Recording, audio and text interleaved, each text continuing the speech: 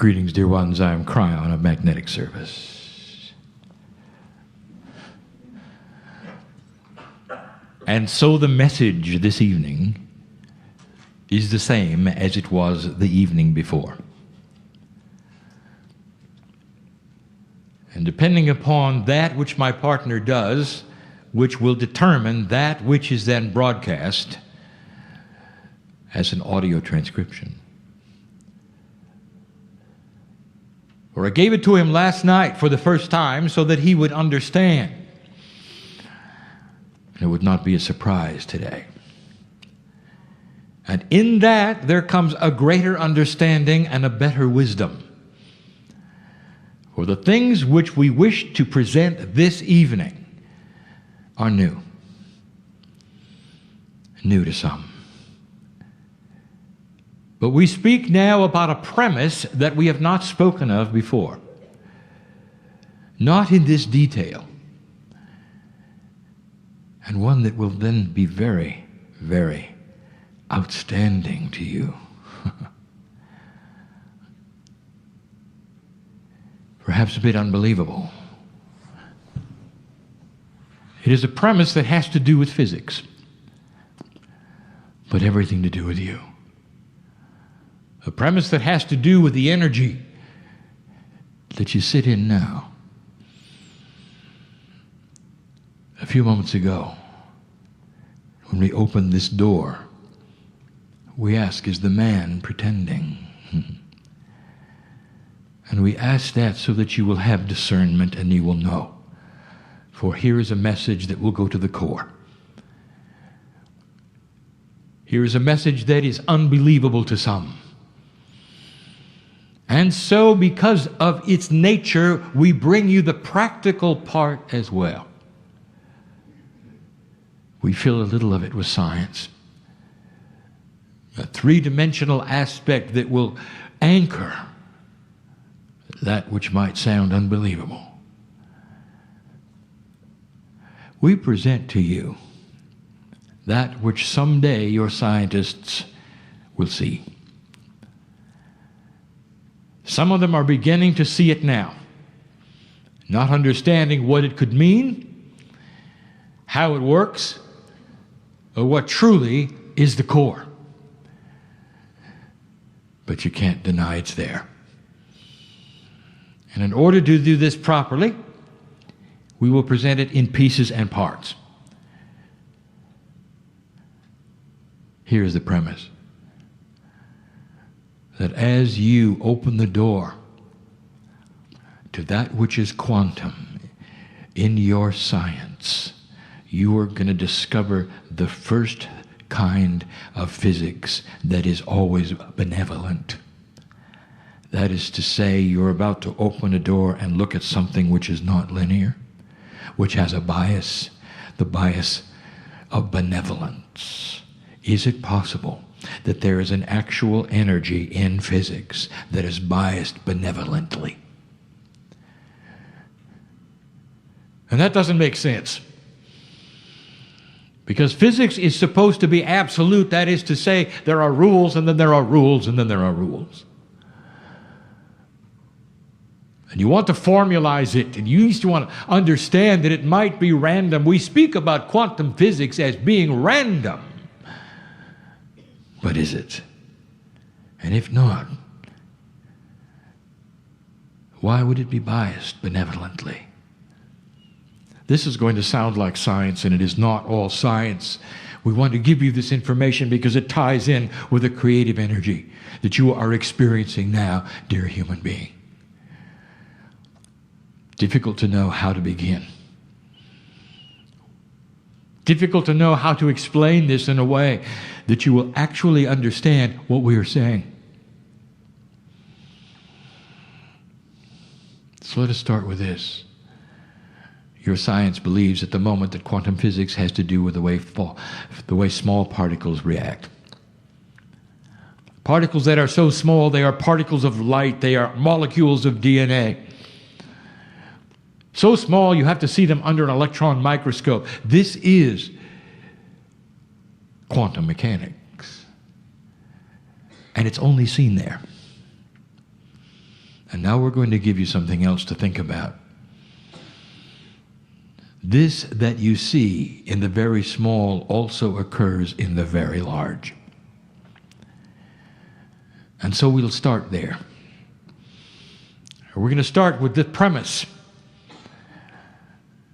The creation of galaxies. And I have said it before that each galaxy in the universe has its own physics. And some of them are very similar, but all of them are different. And if you could know the differences, you'd wonder why, and I will tell you it's because of what's in the middle. Because your physics, 3D and quantum, is determined by what happens in the middle of each creative galaxy. The creation energy in the middle, that bipolar energy, that push and pull, what we have called the twins that are in the middle of your galaxy, which you see in 3D as a singularity, is really double. It determines your physics. And it's different for every galaxy. Science doesn't know that yet. And we give this to you so that when they discover it, you can say you heard it here. It gives credibility to everything else I'm going to say. Let us start with the astronomer. Dear astronomer, do you believe in God? And the astronomer will think for a moment, and the astronomer will say, I am not one to define divinity. And it's not my science.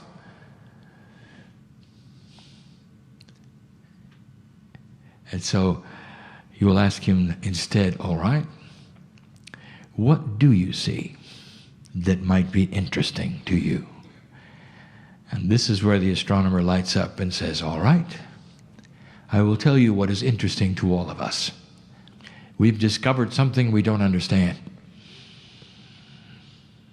There are physical principles in large things that do not apply to orbital mechanics as you have learned them in Newtonian and Euclidean physics.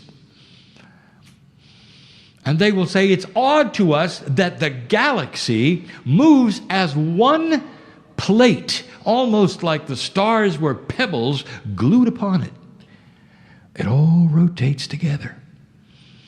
There has to be some kind of energy that holds that. For orbital mechanics, as you know them, has to do with gravity and magnetics, orbiting objects around a fulcrum, which is a sun, seeks its natural place of orbit based upon its mass. Further away, closer together, the speed. Smaller items go faster, slower items go slower that are bigger. That's what your solar system does, but not a galaxy. The galaxy has something in the middle which must be gravity-based, and yet everything moves around it as one. There is a unity there. We don't understand it. But that's not all.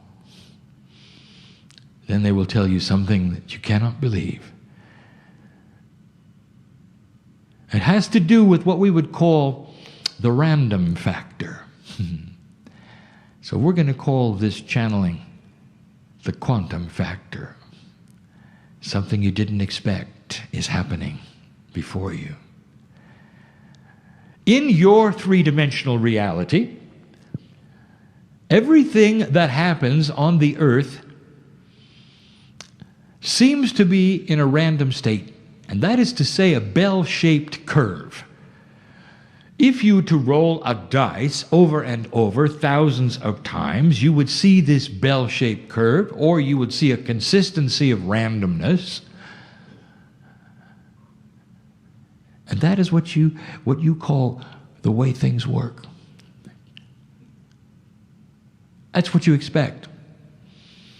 And there's no bias to it, especially when you would roll dice. You expect to see a certain kind of statistical curve that is random. Back to the astronomer. The astronomer is saying this: everywhere we look at what you would call the creating energy of the universe, that which made the universe, the energy that is responsible for its actual existence, is incredibly biased. It would be like if you rolled a dice and you got 6, and then 6, and then 6, and then 6, and then 6, and then 6, and then 6. It is beyond the realm of randomness. It shows and shouts there had to be intelligent design. Now, I'm not talking about a metaphysical person. I'm talking about an astronomer. Everywhere they look, against all odds, the universe is benevolently designed for life. They've used the term intelligent design. I use the term benevolent design. And I will tell you that that energy that glues the solar systems of your galaxy together, over 100 billion stars, is a giant quantum hand that sits upon the galaxies of your universe like the hand of God. A quantum benevolent hand, and they all move together. By the way, if they didn't, they'd all crash into each other. Like your solar system, there would be chaos in the way of speeds, distances, sizes, and there isn't. Instead, it all moves in unity. And the astronomers say it shouldn't. And the astronomers say it's like rolling 6 1,000 times. How can this be?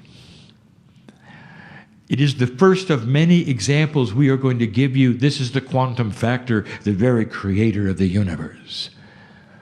Biased in love, biased for life, biased in benevolence. And here you are sitting in the little blue jewel, that earth that shouldn't actually exist. And the only thing that allows it to exist is intelligent design. How long did it take for science to come to this? An agreement. It's out of statistical probability. Oh, the astronomer still will not use the God word. Intelligent design is as good as it gets. But at least they have been accurate in describing it. A benevolence that is the creator of the universe. Think of that. What does this mean to you? If there is a benevolence in the overall creation of the universe, allowing for life, allowing for this earth to exist, it means that other earths exist. There's life everywhere. We've told you that. However, we sit in a very special one. The planet that is the only planet of free choice anywhere. There's only one in every universe. And there have been other planets of free choice, graduate planets of free choice, then giving the seeds of what they have graduated from to you to continue. And here you are. The creative energy in you has the wisdom of the ages of your galaxy, not of your earth. Others before you, in the billions of years that this galaxy has existed and has rotated as one object, there have been many of these tests all over, and every single one that graduates to a new level of benevolence picks up that quantum energy that is biased in love and passes it to the next planet. It is a long-term deal. And you will do the same. And as you pass this benevolence, it actually shapes the next universe and how intelligent the design will be. It has been around a long time to get to this place where physics can be shown to have an attitude.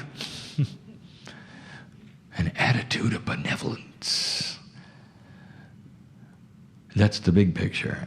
Let's move to a medium one. Let me take you to an experiment over a decade ago. Two men. In Scotland, Scott Strachan, physicist, and a medical doctor, Dr. Todd Ovakaitis, my partner's friend. What a coincidence, they met in this lifetime. Those two men are together. The physicist and the medical doctor come up with something. They are the first team of scientists to develop a controllable quantum event. That is to say, they have an invention that creates quantum energy. They've done it by opposing laser energies out of phase through what we would call a quantum holographic lens. An actual shift of time occurs. And the quantum soup that is in that energy, although it is very small, is controllable. Now, they're not the first humans on the planet to create a quantum energy.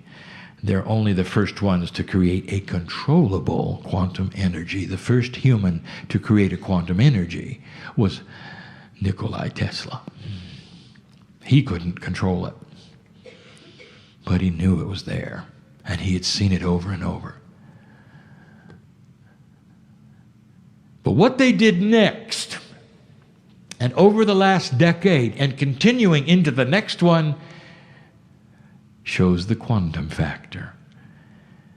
For they then applied this little quantum soup that they had invented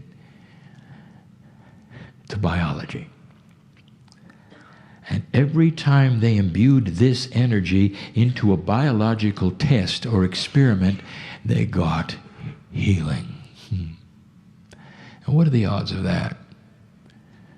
That you would then develop some kind of an energy on the planet that had never been seen before, and everywhere you put it, good things happen. What are the odds of that? It's like rolling 6 and then 6 and then 6. Are you starting to see a pattern? When this quantum energy is able to be reproduced in other laboratories, there will be those, and there always are, that will try to weaponize it. It'll be the first energy ever discovered that won't allow it. It can't be weaponized because it is benevolent. Imagine a quantum energy that's just simply physics that has an attitude. What does that tell you? There's something going on. The quantum factor will be discovered on this planet. And it's going to fly in the face of logic and 3D and the way things work. All of this may not be seen in my partner's lifetime. And he's all right with that. He's very all right with that. Now, he stands next to me. But I'm going to tell you about him.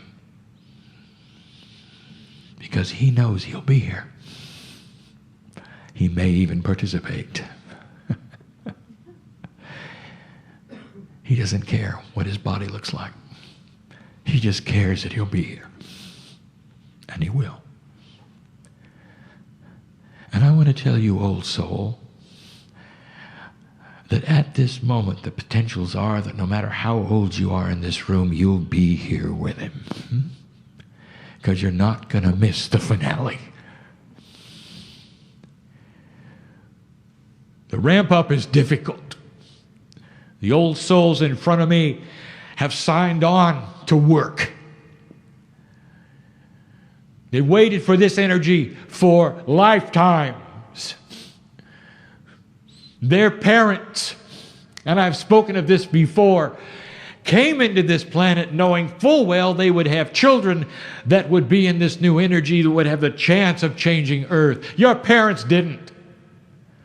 Before they got here, when they had the mind of God, they said, we're going to go in, and we're not going to wake up, and we're not going to understand. We may even be abusive.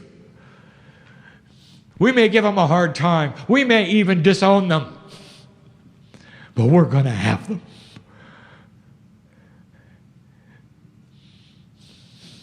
And we hope they forgive us for what we do in an old energy, but this is what we're doing because we have the mind of God before we get to Earth, and we know that they are going to change things. Did you ever think of your parents that way? I have mentioned this now 5 times in channel. I can't mention it too often. There are those here who need to hear it. Do you ever think of your parents in that light? After what they've perhaps done. Now, many of you had wonderful parents, and then there are others who don't want to ever talk to them, and some of them are here and some of them are dead. And I want to tell you that the core soul of all the parents knew of this energy potential. They knew that their job was to have you as a child. Old soul. And this is really going to put time in a circle for you because you stood next to them when they came in. With an agreement, a handshake, a hug. Let's go do it.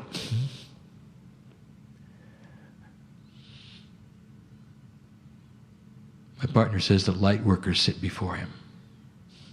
All right, light worker, I want to ask you, if you now know what I know about your parents, who's the light worker? I've said that over and over. It's your parents who went through this in an old energy and perhaps never woke up. And perhaps gave you a real bad time.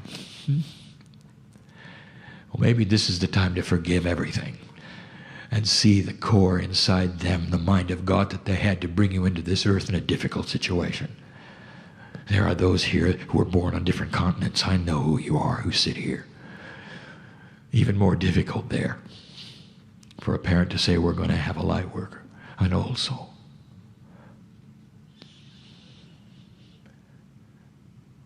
And why were they so sure that this would work?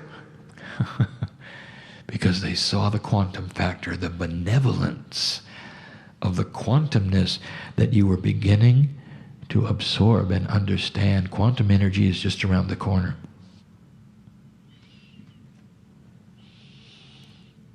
That will be the next largest discovery on the planet. It's been held back from you because it takes a higher vibrating consciousness to create it.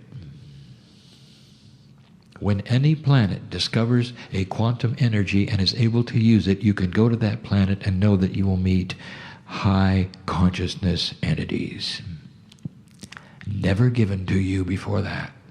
For in the quantum factor contains planetary travel, interplanetary travel, entangled states, ways of doing things you never thought could happen. You can throw away your rocket ships. Oh, how 3D of you. You're on the edge of that. Now let me take you to the very small.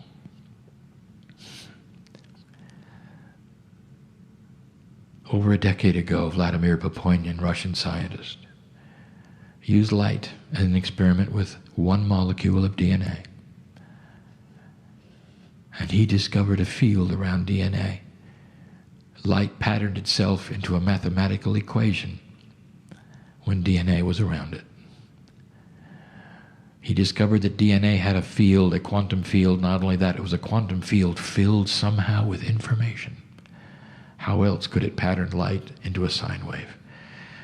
A field that is quantum, that is filled with information that came from a quantum biologist, not Kryon. And I follow that up. And I am telling you what DNA is, and it's time for you to know.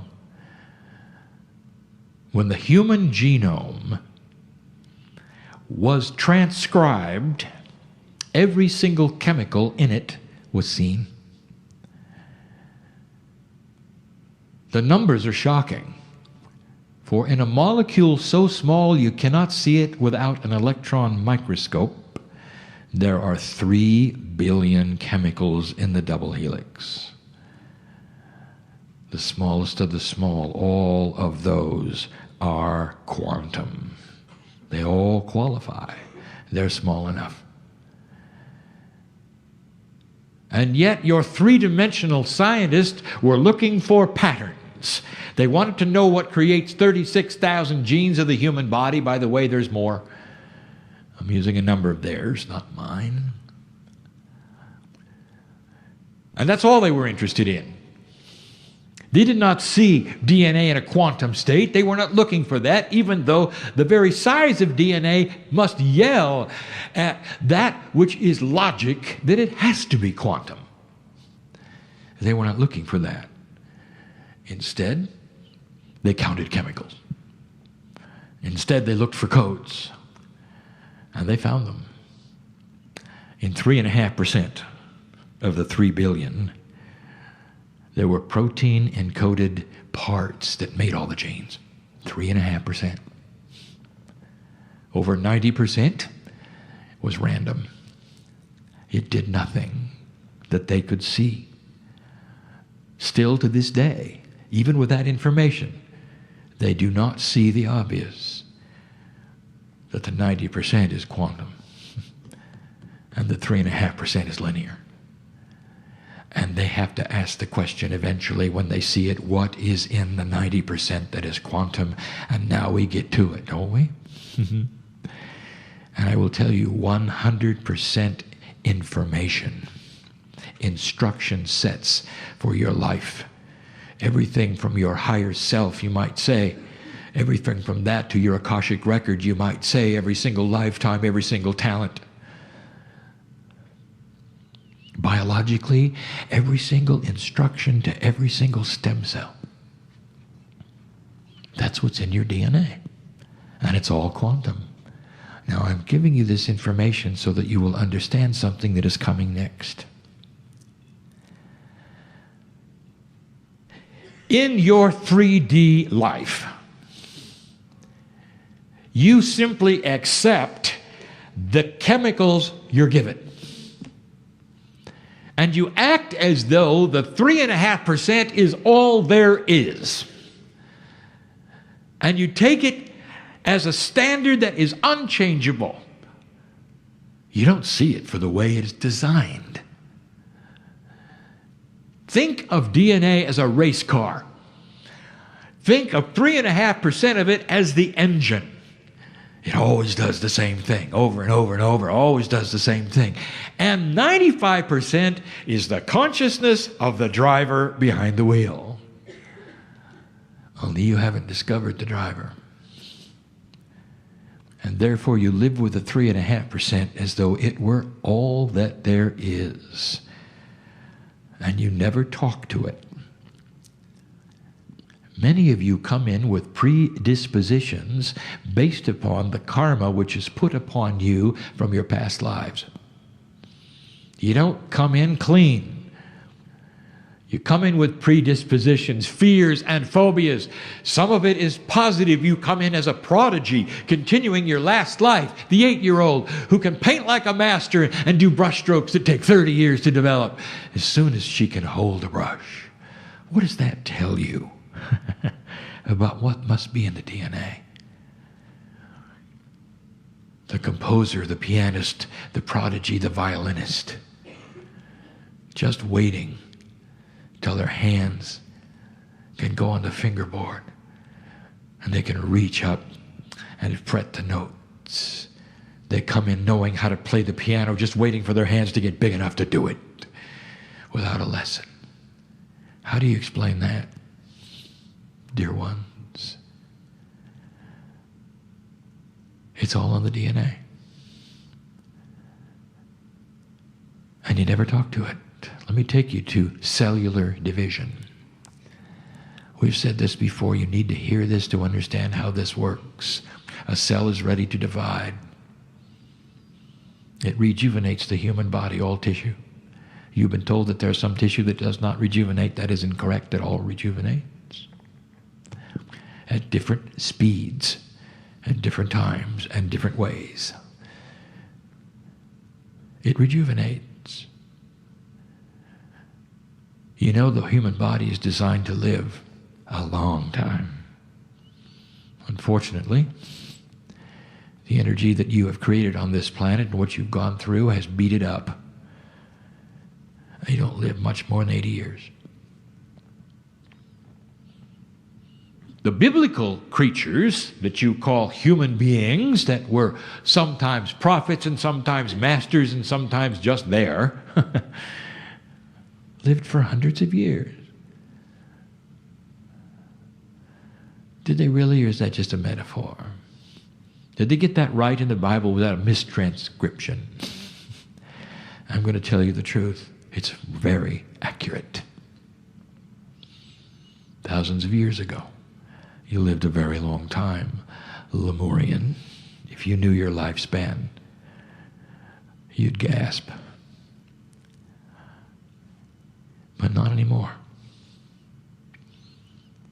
Instructions have been given literally by the energy of the planet that you live in. A cell divides. Right before it divides, it needs the blueprint. The blueprint is available from the stem cell. The stem cell gets its information from the quantum part of the DNA. It's never changed since you were born. It's remained static. Nothing has ever changed it. And you don't believe it's changeable. There's not a conscious effort to do anything, and it just lays there like it always did. And it talks to the stem cell and says, do the same thing you always did. The stem cell talks to the cell that is dividing, saying, make another one just the same. And you rejuvenate just like the last one. And now I'm going to give you a secret. There's another quantum energy on the planet that has the quantum factor. A benevolence. And that is new. And you sit in now a revolutionary change, and some of you are aware of it and feeling it, and it's called a shift of human consciousness, and it's shifting into the quantum factor. It is becoming benevolent. And it is why you're seeing this earth react the way it is. You're starting to see those who will not allow the old systems. You will not have dictators anymore. They want control over their lives. They don't want war. They want their families to be safe. And you're seeing it over and over in these places that have had dictators for years. The question was asked, when will Africa be included in this? A benevolent revolution, and I will tell you, the next generation, and guess who's going to be there to make sure it happens? The man in the chair. And he's going to have black skin. And he's going to be right where he needs to be. And he can hardly wait. 75 years from now, he'll be there. Ready to go. And he's not going to be a channeler. And there's no way to prove that, is there? And he won't know who he used to be. He'll just know what he's supposed to do. There's going to be a healed Africa by then, ripe and ready to develop one of the most abundant and filled with resources continents that this planet has ever seen, without any history that is political. They don't have to unlearn anything. They can start from scratch. They can take the best of any system that they've ever seen and build it. Africa will become one of the most abundant continents in the world. And by the way, they're going to have one currency. And you say, well, what about China? They're awfully large. Look at what they've done. Look at what they have to unlearn. Africa will only have the history that you see today. Sickness, dictators. All of that is going to change, and he'll be there. And how do I know that? Because that's what he's agreed to in advance. In a quantum state, the quantum factor is benevolent, and he knows it. Synchronicity is benevolent. Did you know that? If you wait for synchronicity in your life, God is never going to give you a snake when you ask for an apple. We've told you this before. This is benevolent energy on the planet working in synchronicity for you. Did you ever wonder how energy can be developed like this? And it loves you, and it has an attitude. Here's what you should know.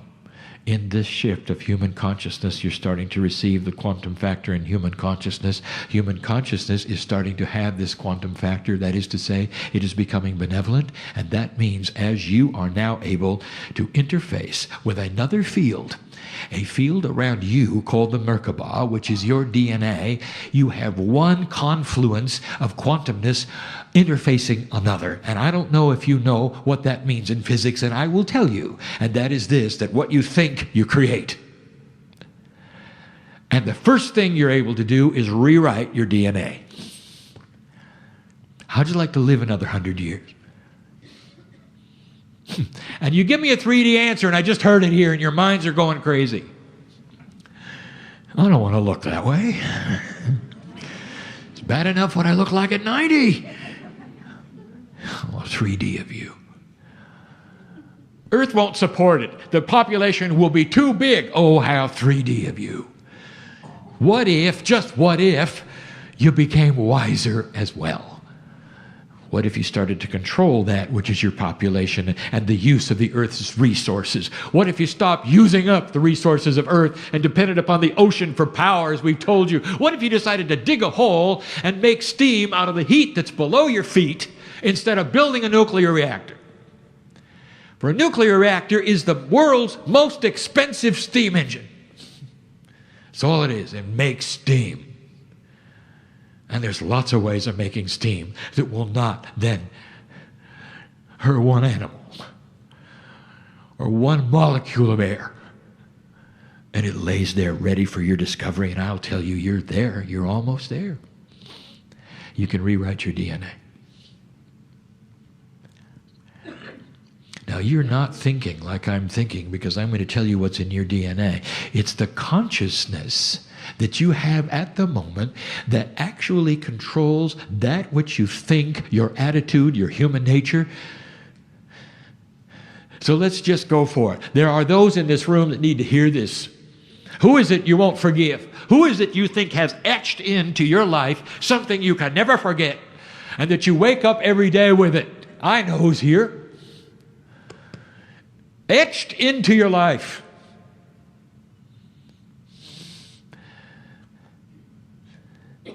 And when a cell divides, let us call it a brain cell,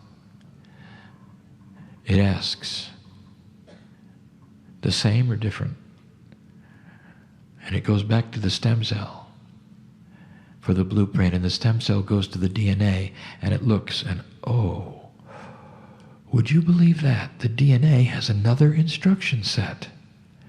It's becoming more benevolent. It's more peaceful. Look at that. The event which caused that groove of horror that can never be forgotten is gone. And it talks then to the stem cell, and the stem cell then gives that print to the cell that is dividing, and it says different, not the same. And a new cell is created in your mind that has a new blueprint. And so you might say that what you're going to do in the future has changed your past. And there it is. How much more quantum can you get? Are you paying attention? You can rewrite anything. That's the power of the human being. In this new energy, all souls will pick it up first. It's the old soul who's going to start changing, and people will see it in your human nature and they'll say, what have you got? I want it.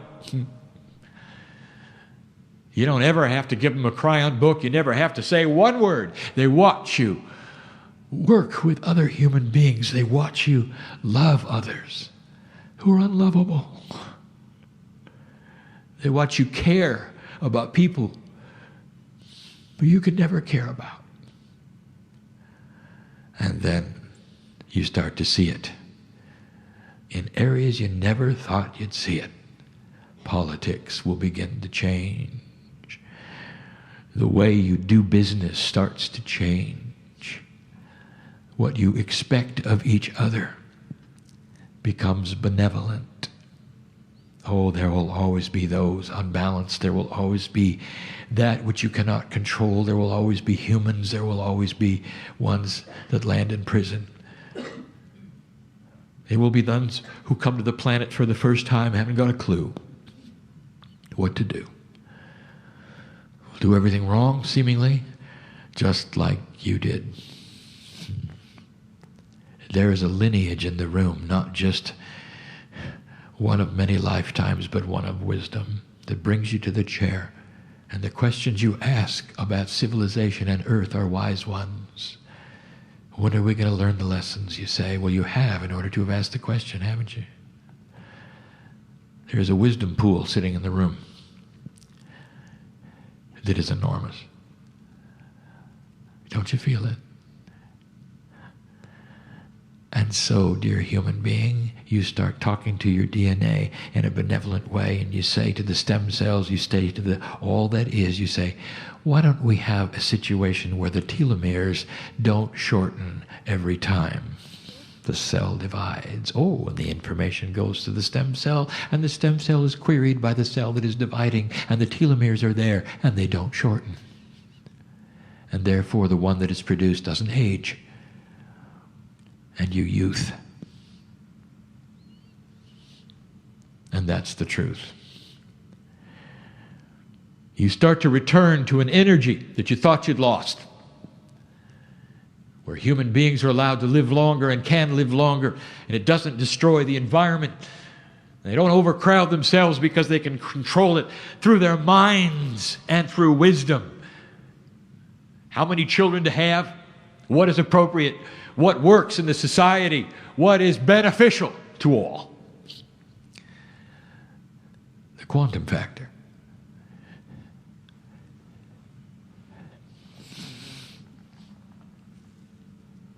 Someday you'll meet them. They're here now. You've got Pleiadian brothers and sisters who live a very, very long time in a graduate situation in a planet that went through the test just like yours and came out with a quantum factor. They have benevolence. They have quantum energy. That's how they get here instantly in return. And they'll never interrupt your free choice, and that's why they don't land and say hello.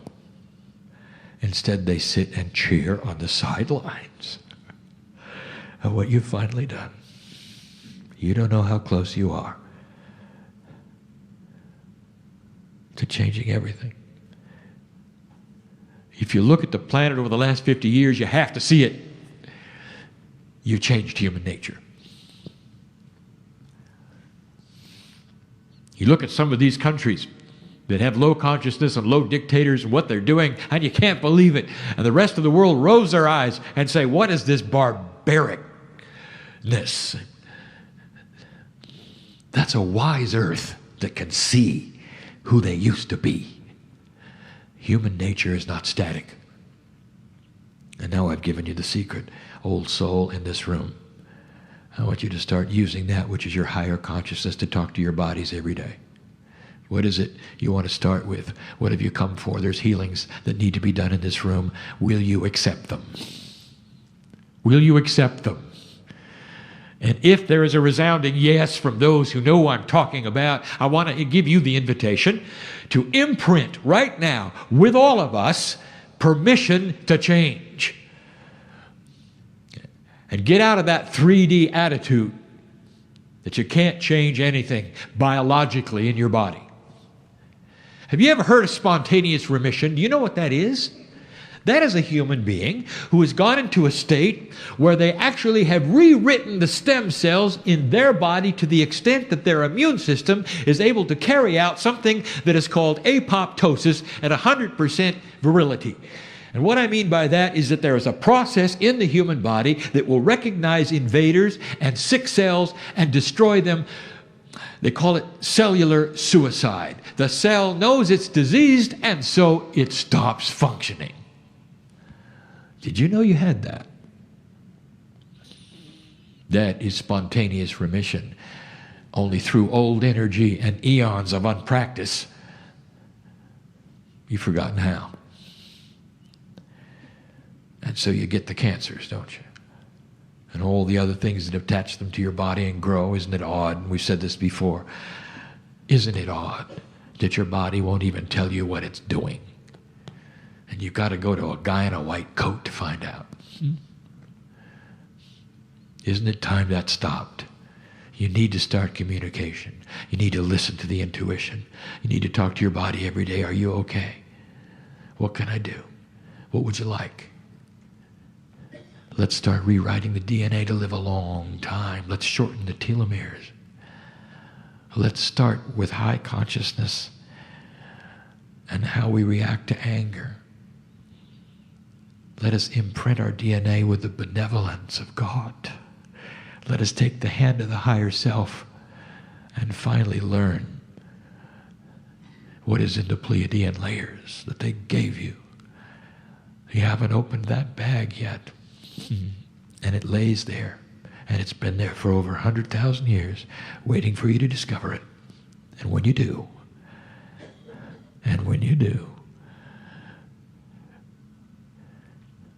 you'll visit another planet, and you'll give them the seed of your benevolence, and you'll have peace on earth. I wouldn't tell you this. I wouldn't tell you this unless you could look at it and see it's happening. Before we close, dear ones, we'll say this is a slow process. We have seen it before. We've told you before. It happens through generations. It happens through children of the children of the children. It is not anything that you're going to see in a flashbulb experience. There may be some things that move backwards for a while before they move forward, but if you look at all that is together, a slow ship where the rudder of wisdom is steering toward a time when hatred will be something you don't know about, because quantum energy is benevolent. And that is the truth this day. That is the energy this day. That are the potentials that I see this day. And that is why we bring you this message this day. Go from this place different than you came, knowing more about who you are, what you've done, and what is before you. And I'm Kryon.